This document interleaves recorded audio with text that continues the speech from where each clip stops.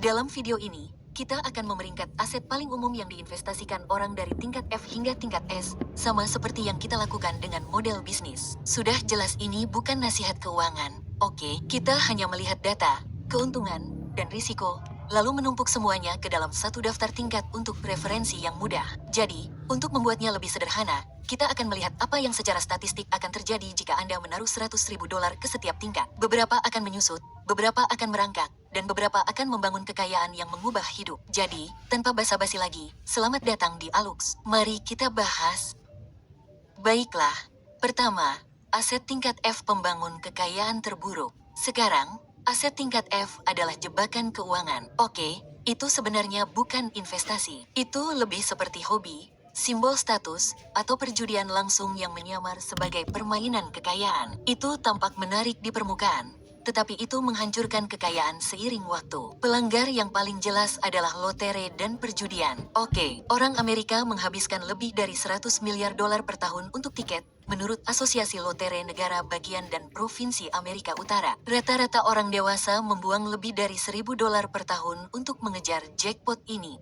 Peluang untuk menang kira-kira 1:300 juta. Secara statistik, Anda lebih mungkin tersambar petir daripada membangun kekayaan dengan cara ini. Barang-barang konsumen mewah, mobil, jam tangan, perhiasan, mode desainer, bahkan ponsel terbaru yang dibeli dengan utang juga termasuk di sini. Ini bukan aset, ini adalah kewajiban. Mobil sport baru mungkin kehilangan setengah nilainya dalam 5 tahun pertama. Warren Buffett telah lama memperingatkan bahwa mobil adalah investasi terburuk yang dapat Anda lakukan jika Anda berpikir dalam hal pengembalian. Logika yang sama berlaku untuk barang-barang status. Mereka membuat Anda terlihat kaya sambil diam-diam menguras modal Anda. Lalu ada barang koleksi yang dibeli tanpa keahlian. Dari Benny Babies pada tahun 1990-an hingga NFTTS pada tahun 2021, tren meyakinkan para pemula bahwa mereka menemukan jalan pintas menuju kekayaan. Namun tanpa pengetahuan dan kesabaran tingkat industri, sebagian besar berakhir tidak berharga. Bahkan dalam kategori mapan seperti seni atau mobil langka, likuiditas adalah pembunuh.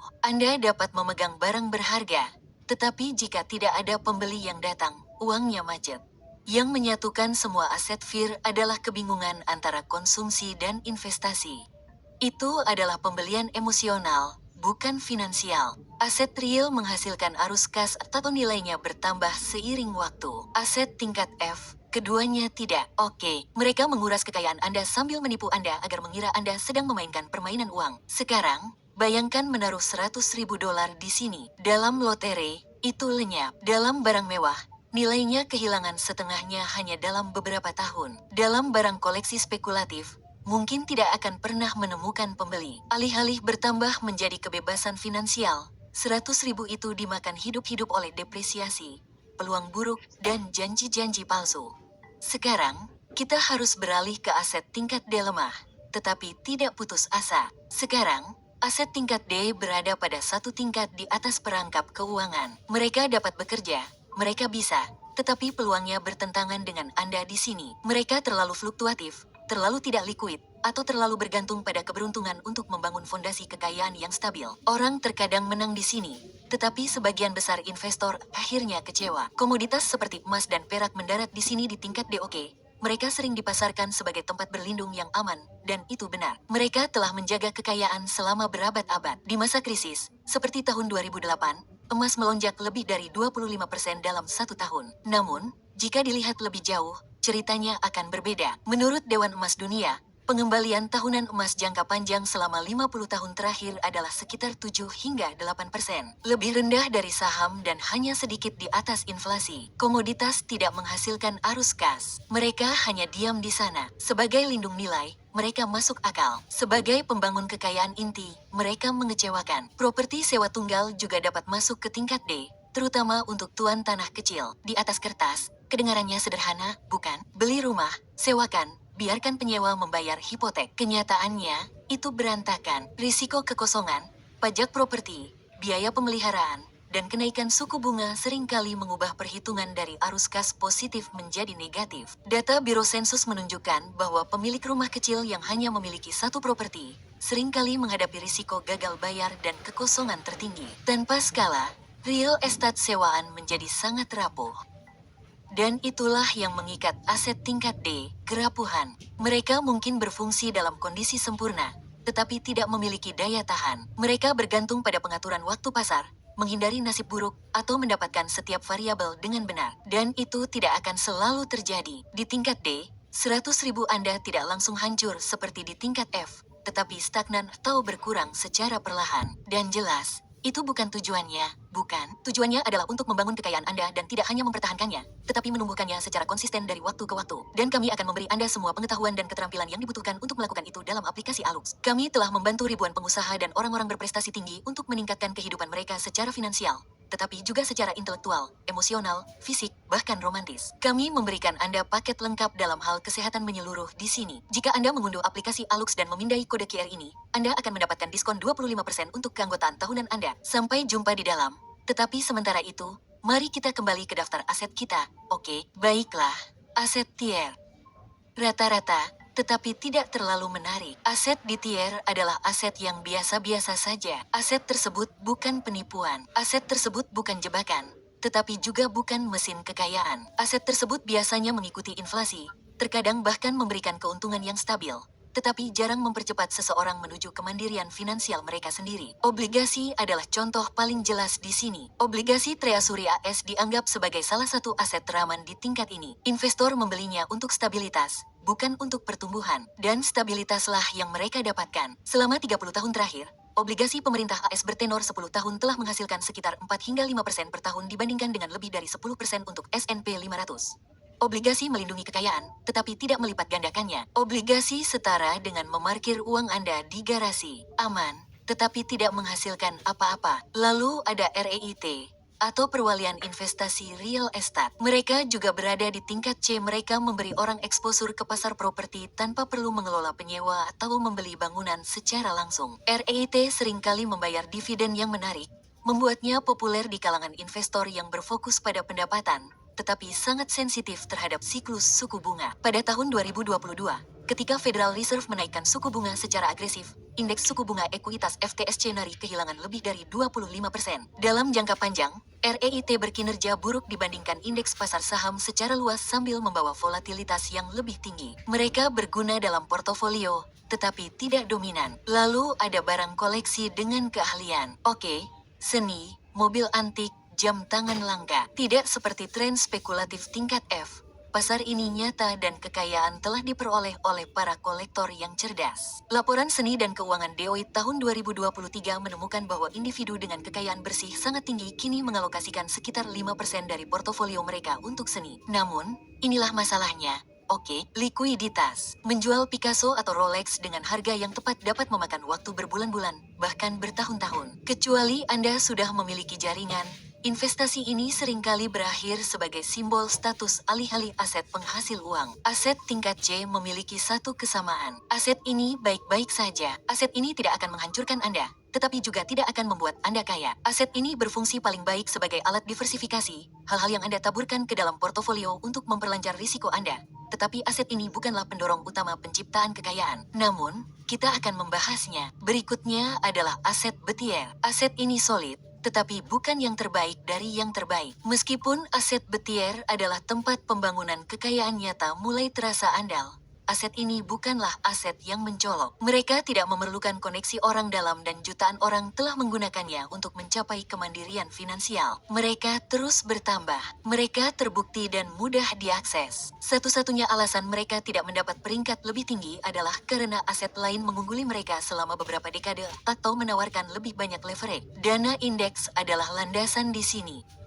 Dana indeks S&P 500 yang sederhana telah menghasilkan sekitar 10% per tahun sejak awal. Dengan kata lain, jika Anda menginvestasikan $10.000 pada tahun 1980, Anda akan memiliki lebih dari $900.000 hari ini bahkan tanpa perlu mengangkat jari. Mereka murah, terdiversifikasi, liquid, dan tidak memerlukan manajemen apapun. Investor legendaris Jack Bogle membangun Vanguard berdasarkan prinsip bahwa kebanyakan orang harus berhenti memilih saham dan hanya mengikuti pasar. Bagi investor rata-rata, ini adalah jalan terbersih menuju kekayaan jangka panjang. Lalu ada saham yang membayar dividen. Itu juga ada di betier. Perusahaan seperti Johnson & Johnson, Coca-Cola, dan Procter & Gamble telah menaikkan dividen selama beberapa dekade. Para aristokrat dividen S&P 500, perusahaan yang telah meningkatkan pembayaran selama 25 tahun lebih, secara historis mengungguli pasar dengan volatilitas yang lebih rendah. Sekarang, investasi dividen menarik karena terasa seperti arus kas. Anda benar-benar dibayar untuk kepemilikan. Sisi negatifnya adalah pertumbuhan. Pembayar dividen yang tinggi seringkali tumbuh lebih lambat daripada perusahaan yang banyak berinvestasi ulang seperti Amazon atau Google. Andal,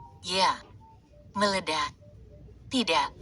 Portofolio real estate dalam skala besar melengkapi daftar tingkat B1 penyewaan bisa sangat rapuh, bukan? Namun begitu Anda memiliki 5 hingga 10 properti, risiko kekosongan atau penyewa bermasalah mulai menyebar. Saat itulah real estate mulai terasa seperti sebuah sistem. Menurut data sensus AS, sekitar 70% properti sewaan dimiliki oleh individu, tetapi hanya tuan tanah dengan banyak unit yang cenderung melihat stabilitas nyata. Jika dilakukan dengan benar, arus kas yang stabil dan apresiasi jangka panjang. Namun, tantangannya adalah manajemen. Bahkan dengan manajer properti, real estate menuntut lebih banyak keterlibatan daripada membeli dana indeks. Benang merah di seluruh betier adalah pengulangan.